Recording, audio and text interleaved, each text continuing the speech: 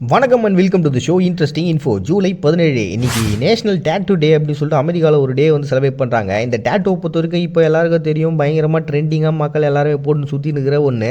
But ஆனால் இது ஆஸ்ட்ரோனேசியர்கள், பாலினேசியர்கள் இவங்களுடைய காலகட்டத்திலேருந்தே இருக்குது அப்படின்னு சொல்லிட்டு, அதுவும் இல்லாமல் பார்த்தீங்கன்னா தொல்பொருள் ஆராய்ச்சிகள்லாம் கண்டுபிடிச்சதில் எகிப்து மம்மி கிட்டத்தட்ட கிமு 3330 வருஷங்களுக்கு பழமையான அந்த மம்மி கூடுகள்லாம் பார்த்தீங்கன்னா இந்த பச்சை குத்துற கான்செப்ட்லாம் அப்பத்துலேருந்தே இருக்குது அப்படிலாம் கண்டுபிடிச்சாங்க. பட் இந்த டேட்டூ அப்படின்ற நேம் பார்த்தீங்கன்னா இந்த பாலினேசியர்கள் சொன்னோம் இல்லையா, ஸோ இவங்க யூஸ் பண்ண அந்த வேர்டை தான் இன்றைக்கி வரைக்கும் நம்ம யூஸ் பண்ணுறாங்க. இது உலகத்தில் இருக்கக்கூடிய பல மதங்களுடைய கலாச்சாரத்தின் பேசஸாகவும் அண்டு ஆதிவாசிகளாக இருந்த காலகட்டத்திலேருந்தே பார்த்தீங்கன்னா அந்த ஒரு வெற்றியை குறிக்கிறதுக்காகவும் இல்லை ஒன்று வேட்டையாடினாங்க அப்படின்னா அதை வந்து குறிக்கணுன்றதுக்காகவும் இந்த பச்சை குத்துற கான்செப்ட் அப்படின்றது அப்பத்துலேருந்தே பழங்குடி மக்கள்கிட்ட இருந்துனே தான் இருந்தது. அதுலேயும் இந்த பெர்பர்கள்னு சொல்லக்கூடிய பழங்குடியின மக்கள், மெலேனேசியர்கள், அப்புறம் ஜப்பானில் ஐநூன்னு சொல்லிட்டு ஒரு குழுக்கள் இருக்காங்க, அவங்க பப்புவன் அப்படின்னு சொல்லக்கூடிய குழுக்கள், இவங்க எல்லாருமே பார்த்தீங்கன்னா இந்த உடம்புல பச்சை குத்துறது அப்படின்ற ஒரு கான்செப்டை அப்படியே வச்சுருக்கிறாங்க. ஸோ 18ஆம் நூற்றாண்டுக்கு அப்புறம் இந்த வாரெலாம் முடிஞ்சதுக்கு அப்புறம் தான் பார்த்தீங்கன்னா இந்த அமெரிக்காவில் இந்த பகுதிகளில் அதிகமாக இது வந்து டெவலப் ஆக ஆரம்பிக்குது. ஏன்னா கேப்டன் ஜேம்ஸ் குக் அப்படின்ற ஒரு பர்சனு இங்கிலாந்துக்கு திரும்பி வந்தப்போ அப்போ இருந்த அந்த வீரர்கள்லாம் என்ன பண்ணியிருக்காங்களா, இந்த டேட்டோ கொடுத்துறதுல பயங்கரமாக இன்ட்ரெஸ்ட் காட்ட ஆரம்பிச்சிருக்கிறாங்களாம். ஸோ அப்போதுலேருந்து இது அமெரிக்காவில் ஃபேமஸாக போயிருக்குது அப்படின்னு சொல்லிட்டுங்க. அதை தொடர்ந்து 19ஆம் நூற்றாண்டு இந்த எலக்ட்ரிக்கல் டேட்டோ மிஷின்லாம் வந்ததுக்கப்புறம் அதோட பெயின் அப்படின்றது ரொம்ப கம்மியாக ஆரம்பிச்சிச்சு.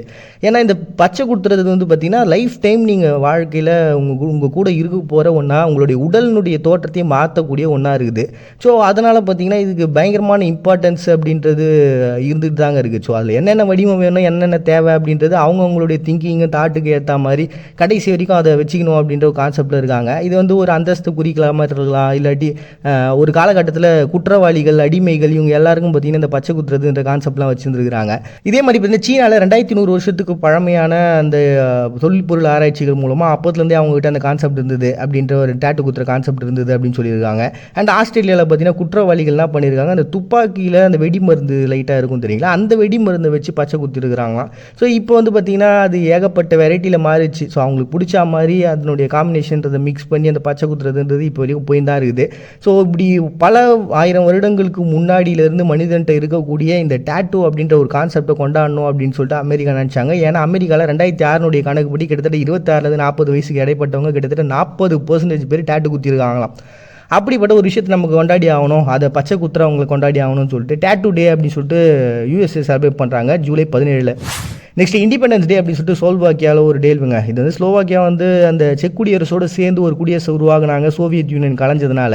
அப்போவே இவங்களுக்குன்னு ஒரு இறையாண்மை கொண்ட ஒரு நாடாக பிரகடனத்தெல்லாம் வெளியிட்டாங்க. பட் இருந்தாலும் அதுக்கப்புறம் அந்த செக் குடியரசு அப்படின்றது உடைய ஆரம்பிச்சுது. அதை தொடர்ந்து இவங்களும் இப்படியே பிரிஞ்சு வந்துட்டாங்க ஸ்லோவாக்கியா. அதனால் அவங்களுக்கு தனியாக ஒரு சுதந்திரம் உருவாயிடுச்சு. பட் இருந்தாலும் இந்த டேட் வந்து சுதந்திர தினமாக இல்லாமல் இதை ஒரு நினைவு நாளாக இப்போ மாற்றி வந்து அனுசரிச்சுட்டு இருக்காங்க. அப்படி தான் இண்டிபெண்டன்ஸ் டே அப்படின்னு சொல்லிட்டு ஸ்லோவாக்கியா வந்து ஒரு டே செலிப்ரேட் பண்ணுறாங்க ஜூலை 17.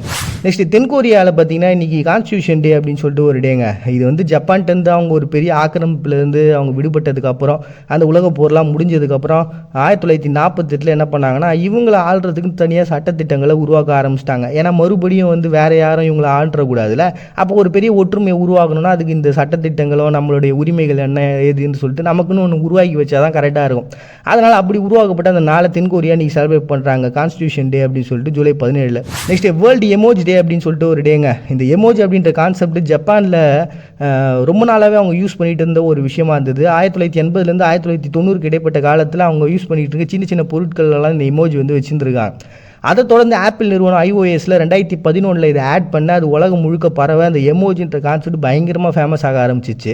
இந்த எமோஜி வச்சு பேசுகிறது அப்படின்றது ரொம்ப இம்பார்ட்டண்ட்டாக இருக்கிறதுனால இதில் ஏகப்பட்ட வரலாறு இருக்குது. நிறைய விஷயங்களை சேர்த்துருக்காங்க, நிறைய விஷயங்களை ஆட் பண்ணியிருக்காங்க.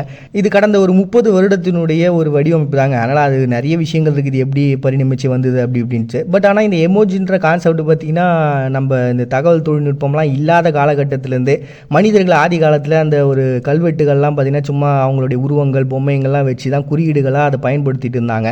ஸோ கிட்டத்தட்ட அதுவுமே ஒரு படிக்கிற மாதிரியான ஒரு லாங்குவேஜ் தான் அதுவும். ஸோ அப்படிப்பட்ட ஒன்றா தான் இப்போ இந்த எமோஜஸ்ன்றது இப்போ பரிணமிச்சு நம்ம கையில் மொபைல்ஸ்லாம் வந்துருச்சு. அப்படிப்பட்ட அந்த எமோஜை கொண்டாடணும் அப்படின்னு சொல்லிட்டு அது இந்த மாதிரி இணையதளம் மூலமாக எல்லாருக்கும் ஸ்ப்ரெட் ஆன ஒரு பரவன அந்த நாளை தான் பார்த்தீங்கன்னா இனி வேர்ல்டு எமோஜி டே அப்படின்னு சொல்லிட்டு ஒன்று செலிப்ரேட் பண்ணுறாங்க July 17. Next world day of international justice day அப்படின்னு சொல்லிட்டு ஒரு டேங்க. இது வந்து 1998 ரோமோடைய சட்டத்தை ஏற்றுக்கிட்டாங்க. இந்த மாதிரி உலக நாடுகள் ஏற்றுக்க அந்த சட்டத்தின் மூலமாக என்ன சொல்கிறாங்கன்னா, இந்த இனப்படுகொலை, மனித உரிமைக்கு மீறான செயல்கள், அவங்க இனத்தை அழிக்கிற மாதிரி யாராவது பண்ணாங்க அப்படின்னா அதுக்கு உலக நாடுகள்லாம் ஒன்றா சேர்ந்து கேள்வியை கேட்பாங்க. ஸோ அப்படி தான் பார்த்தீங்கன்னா உகாண்டாவில் நான் ஆல்ரெடி சொல்லியிருப்பேன், உகாண்டாவில் இந்த இனக்குழுக்களுடைய பிரச்சனை போயிட்டுருக்கு அப்படின்னு. ஸோ அதனுடைய தலையீடு அப்படின்றது பார்த்தீங்கன்னா உலக நாடுகள்கிட்டருந்து வரும்.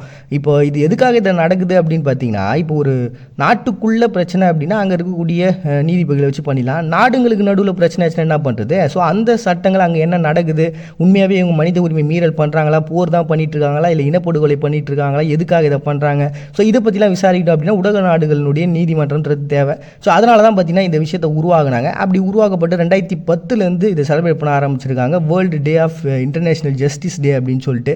ஏன்னா இது உகாண்டாவில் 2010 தான் பார்த்தீங்கன்னா அந்த மாநாடுன்றது நடந்தது. ஸோ அதனால் அந்த டேட்டை சூஸ் பண்ணிடுறாங்கப்பா.